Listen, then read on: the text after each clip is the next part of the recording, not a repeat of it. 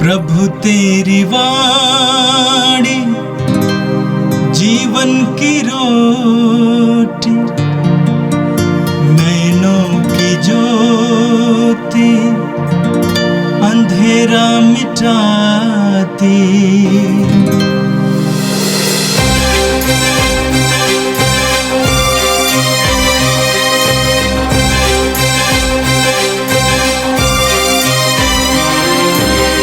प्रभु तेरी वाणी जीवन की रोटी, नैनों की ज्योति अंधेरा मिटाती। प्रभु तेरी वाणी जीवन की रोटी, नैनों की ज्योति अंधेरा मिटाती। वाणी वाणी वाणी वाणी वाणी पवित्र है, शाश्वत है, जीवन का मन्ना है। 8 नवंबर बुधवार। पहला पाठ रोमियों के नाम संत पौलुस का पत्र, अध्याय 13, वचन संख्याएं 8 से 10 तक।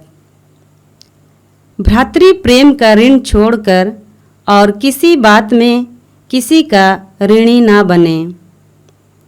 जो दूसरों को प्यार करता है उसने संहिता के सभी नियमों का पालन किया।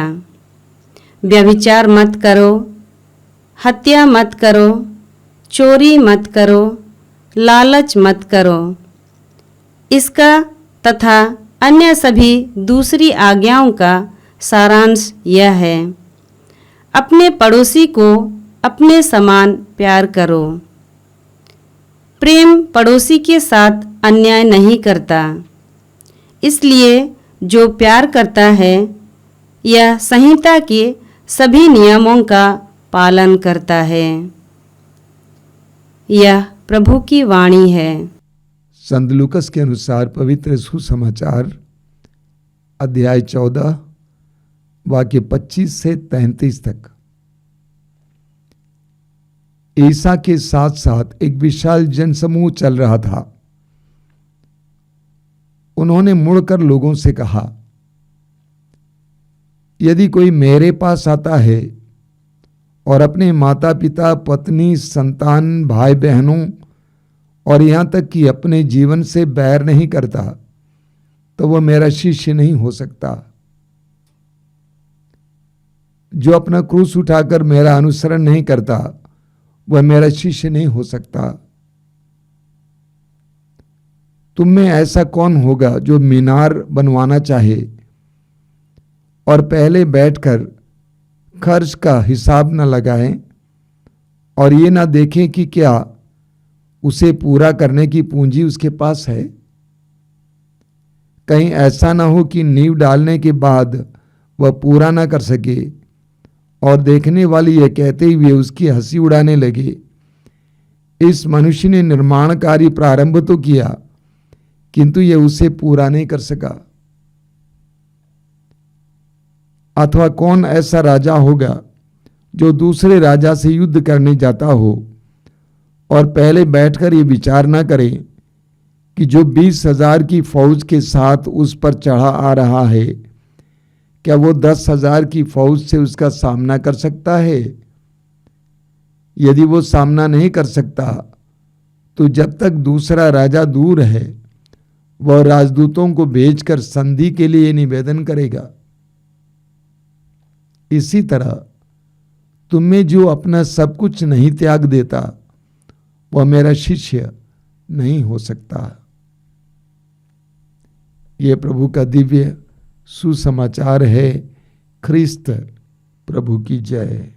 मेरे प्रिय भाई और बहनों, आज का पहला पाठ रोमियो के नाम संत पौलुस के पत्र की अध्याय 13 से लिया गया था। बाइबल की शिक्षाएं बहुत सीधी हैं। उसके व्याख्यान के लिए किसी की शायद ही जरूरत होती है। प्रभु यीशु की शिक्षाएं बिल्कुल सीधी हैं और उनके शिष्यों की भी शिक्षाएं बहुत सीधी हैं। आज के पाठ में आपने सुना संत पौलुस कहते हैं, भ्रातृ प्रेम का ऋण छोड़कर और किसी बात में किसी के ऋणी ना बने। जो दूसरों को प्यार करता है उसने संहिता के सभी नियमों का पालन किया है। पौलुस कहते हैं, भ्रातृ प्रेम का ऋण छोड़कर और किसी बात में किसी के ऋणी ना बने। पौलुस कहते हैं, प्रेम के मामले में हम एक दूसरे के ऋणी हैं। बाइबल की उत्पत्ति ग्रंथ के अध्याय 4 में हम पढ़ते हैं, आदम का बेटा काइन ने अपने भाई हाबिल की हत्या की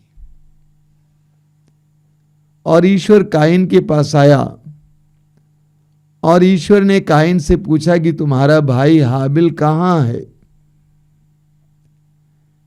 काइन ने उल्टे ईश्वर से सवाल किया, क्या मैं अपने भाई का रखवाला हूं? सचमुच हम एक दूसरे के रखवाले हैं। एक दूसरे से प्रेम पाने का हमें अधिकार है, प्रेम देने का हमें दायित्व है, जिम्मेदारी है। पौलुस कहते हैं कि हम एक दूसरे के ऋणी बने। किस बात में? प्रेम के मामले में।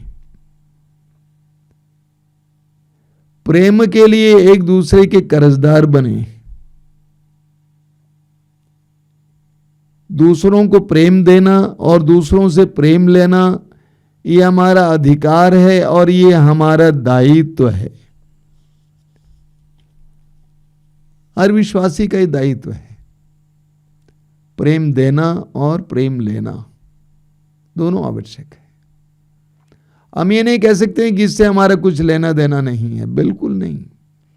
पौलुस कहते हैं कि प्रेम के मामले में तुम एक दूसरे के ऋणी हो। दूसरों को प्रेम देना तुम्हारी जिम्मेदारी है और उसी तरह दूसरों का प्रेम लेना तुम्हारा हक है। और संत पौलुस कहते हैं यही सभी नियमों का आधार है। जो प्रेम करता है सभी नियमों का पालन करता है। आगे पौलुस कहते हैं, व्यभिचार मत करो, हत्या मत करो, चोरी मत करो, लालच मत करो। इनका तथा अन्य सभी दूसरी आज्ञाओं का सारांश यह है, अपने पड़ोसी को अपने समान प्यार करो।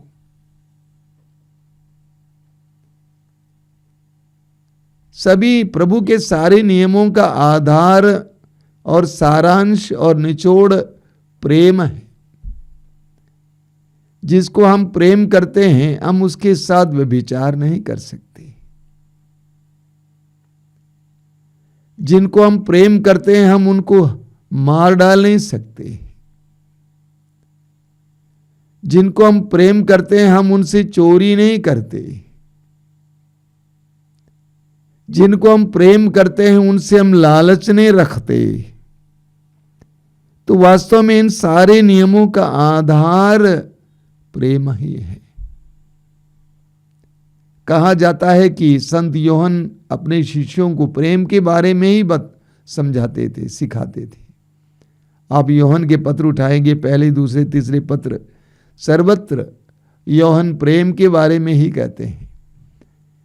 कहा जाता है शिष्यों ने योहन से पूछा कि गुरुवर आप सिर्फ प्रेम के बारे में क्यों कहते हैं। बताया जाता है कि योहन उनसे कहा करते थे, अगर तुमने प्रेम का पालन किया तो सारे नियमों का पालन किया। तो इन सारे नियमों का आधार प्रेम है। संत पौलुस हमें बताते हैं प्रेम पड़ोसी के साथ अन्याय नहीं करता, इसीलिए जो प्यार करता है वो संहिता के सभी नियमों का पालन करता है। अगर हम सबको प्रेम करते हैं तो हम सबका सम्मान करेंगे, सबका ख्याल करेंगे, हम उनकी बुराई नहीं चाहेंगे,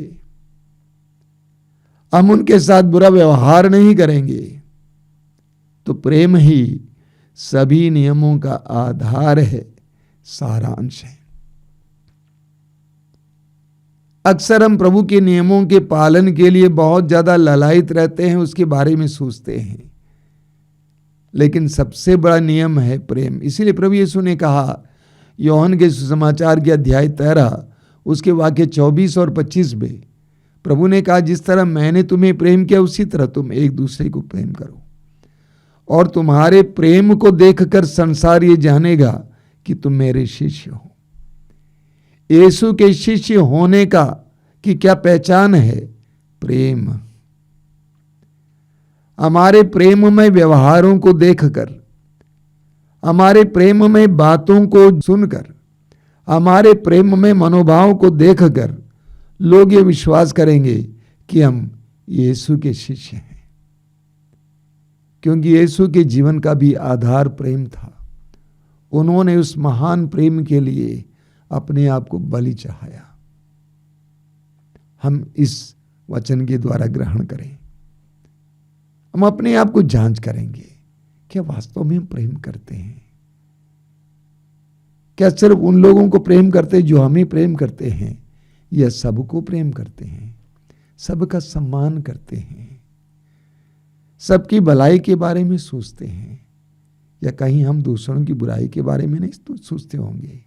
और आज का सुसमाचार लूकस के सुसमाचार की अध्याय 14 से लिया गया था। प्रभु यीशु आज के सुसमाचार में अपने शिष्य होने के लिए आवश्यक शर्तों के बारे में बताते हैं।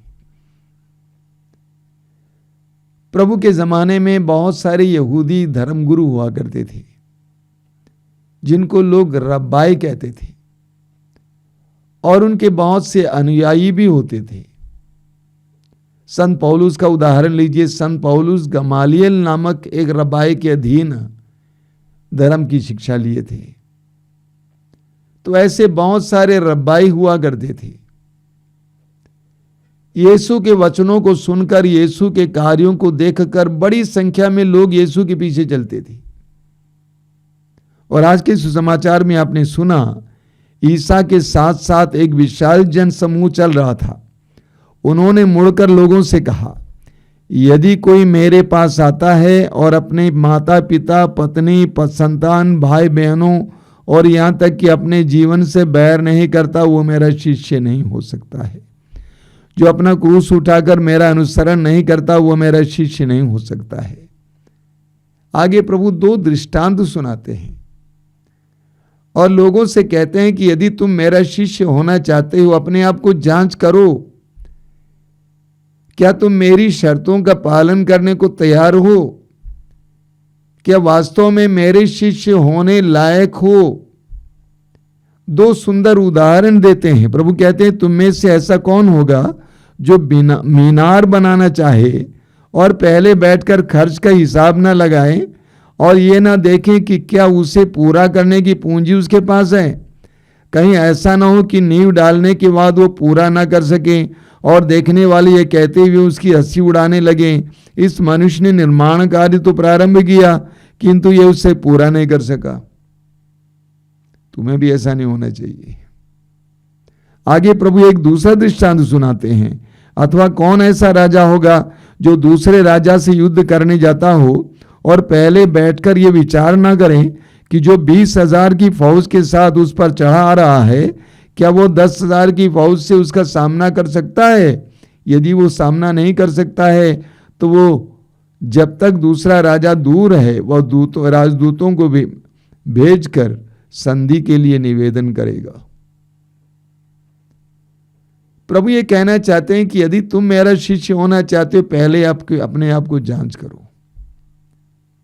अब इतना भी सुनो कि मेरी शर्तें क्या हैं। प्रभु यीशु की शर्तें क्या हैं? सबसे पहली शर्त, प्रभु कहते हैं, यदि कोई मेरे पास आता है और अपने माता पिता, पत्नी, संतान, भाई बहनों और यहाँ तक कि अपने जीवन से बैर नहीं करता, तो वो मेरा शिष्य नहीं हो सकता।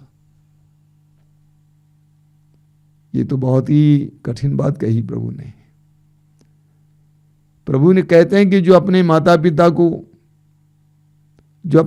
पिता से, अपने भाई बहन से, अपनी पत्नी, पति, बच्चों से बैर करने को तैयार नहीं है, वो मेरा शिष्य नहीं हो सकता है। क्या मतलब है इसका? क्या प्रभु यीशु इस दुनिया में हमें बैर करना सिखाने आए? बिल्कुल नहीं। प्रभु यीशु ये बताना चाहते हैं कि तुम्हें प्रभु को प्रथम स्थान देना है। हम अपने जीवन को जांच करेंगे, हम देखेंगे हमने किस चीज को या किसको प्रथम स्थान दिया है। ईमानदारी से जांच कीजिए। ऐसे जांच करता जाए तो हम देखेंगे इस दुनिया में बहुत कम यीशु के शिष्य हैं। अधिकतर लोग यीशु को अपना इष्ट देव माने हुए हैं, यीशु के शिष्य नहीं हैं। यीशु का शिष्य होना बहुत कठिन होता है। उसके लिए यीशु को प्रथम स्थान देना होता है। बैर करने का यही मतलब है, यानी जीवन में यीशु को प्रथम स्थान, उसके बाद माँ बाप, पति पत्नी, बच्चे इत्यादि को यीशु को प्रथम स्थान, पहली शर्त। दूसरी शर्त, जो क्रूस उठाने को तैयार नहीं है वो मेरा शिष्य नहीं हो सकता है। जो चाहता है कि मेरा जीवन सुखमय हो, जो चाहता है कि इस दुनिया के ऐश आराम का अनुभव करें, वो मेरा शिष्य नहीं हो सकता है। लूकास अध्याय 9 वाक्य 23 और 24 में प्रभु ने कहा, जो मेरा शिष्य होना चाहता है वो प्रतिदिन अपना क्रूस उठाकर मेरे पीछे हो ले। यीशु क्रूस के मार्ग पर चले, और जो क्रूस के मार्ग पर चलने को तैयार नहीं है वो यीशु का शिष्य नहीं हो सकता है। ये कदापि नहीं हो सकता है कि गुरु एक मार्ग पर चले और शिष्य दूसरे मार्ग पर चले। दुनिया में बहुत सारे ईसाई हैं, लेकिन यीशु के शिष्य बहुत कम है।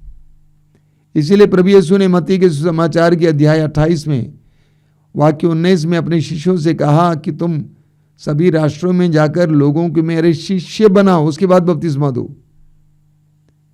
अधिकतर लोग बिना शिष्य बने बपतिस्मा पाए हुए हैं। यीशु का शिष्य बनना बहुत कठिन होता है।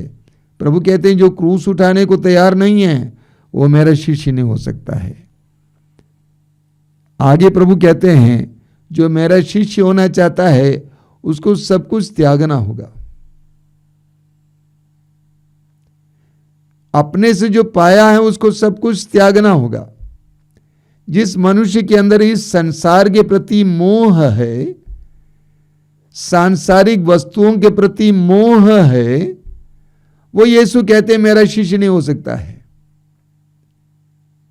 यीशु के लिए संसार को त्यागना होगा। लूकास अध्याय 18 में हम पढ़ते हैं उस व्यक्ति के बारे में जो धनी था, यीशु के पास आया और यीशु से पूछा कि अनंत जीवन पाने के लिए मुझे क्या करना चाहिए। लेकिन जब अंत में प्रभु यीशु ने कहा कि जाकर सब कुछ बेच डालो और गरीबों में बांट दो और मेरा अनुसरण करो, वो दुखी होकर चला गया, क्योंकि वह बहुत धनी था और धन को छोड़ने के लिए वह तैयार नहीं था। वो यीशु के शिष्य नहीं बन पाया। लेकिन ठीक इसके विपरीत लूकास अध्याय 19 में पढ़ते हैं एक धनी के बारे में। वो भी धनी था जिसका नाम है जक्केउस। प्रभु के इशारे पर उसने कहा कि मैं अपनी आधी संपत्ति गरीबों में बांट देता हूं और जिनको मैंने ठगा है मैं चौगुना वापस लौटा दूंगा। इस प्रकार वो यीशु का शिष्य बना। जिसका हृदय, जिसका मन संसार के प्रति बहुत ज्यादा जुड़ा हुआ है, वह यीशु के शिष्य नहीं बन सकता है। यीशु का शिष्य बनने के लिए प्रभु यीशु कहते हैं कि उसको सब कुछ त्यागना होता है। प्रभु यीशु ने आज के वचन के द्वारा हमारे सामने एक बहुत बड़ी चुनौती रखी है। इसको चुनौती न समझें बल्कि ज्ञान समझें। अक्सर हम लोग सोचते हैं एक विश्वासी वो है, एक ईसाई वो है, मसीही वो है जो धर्म के कार्यों को पूर्ण करता है। लेकिन प्रभु यीशु हमें बताते हैं कि एक मसीही वो है, एक विश्वासी वो है जो यीशु का अनुसरण करता है, यीशु के पीछे पीछे चलता है, यीशु के मूल्यों को अपनाता है, यीशु के मूल्यों के अनुसार जीवन जीता है। प्रभु यीशु आज हमें ज्ञान दे रहे हैं और ये चुनौती भी दे रहे हैं। आइए हम प्रार्थना करें। प्रभु यीशु धन्यवाद देते हैं आज के सुंदर दिन के लिए, तेरे पवित्र वचनों के लिए धन्यवाद देते हैं। तूने आह्वान किया है कि हम तेरे सच्चे शिष्य बने, उसके लिए तूने शर्तें रखी हैं। और तू हमसे कहता है कि हम तेरे शिष्य बने और सच्चे शिष्य बने। हमें इसके लिए कृपा दीजिए। ए प्रभु यीशु इन वचनों को सुनने वाले मेरे भाई बहनों को आशीर्वाद देना। आज का संपूर्ण दिन उनके लिए कृपा का दिन बने, आशीष का दिन बने। हमारी प्रार्थना को ग्रहण कर। आमीन। प्रभु तेरी वाणी जीवन की रोटी, नैनों की ज्योति अंधेरा मिटाती। वाणी वाणी वाणी वाणी वाणी